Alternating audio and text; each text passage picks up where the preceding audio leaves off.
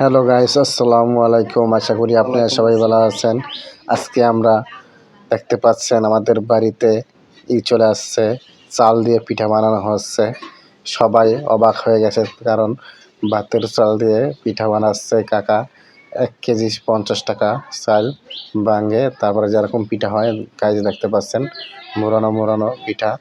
সবাই দেখে অবাক হয়ে গেছে, কারণ আমাদের গ্রামে প্রথমবার এই কাকু ঢুকেছে, তার কারণে সবাই কম বেশি চাল বানাচ্ছে। দেখতে পাচ্ছেন বস্তা ভরে এই পিঠা নিচ্ছে। এই পিঠা নাকি সেমাইয়ের মতো রান্না করে খায়।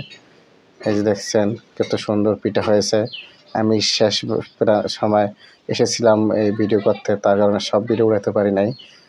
ভিডিওটি ছোট হবে, তার কারণ দেখেন কত সুন্দর মোড়ানো মোড়ানো লুডুসের মতো পিঠা হয়েছে।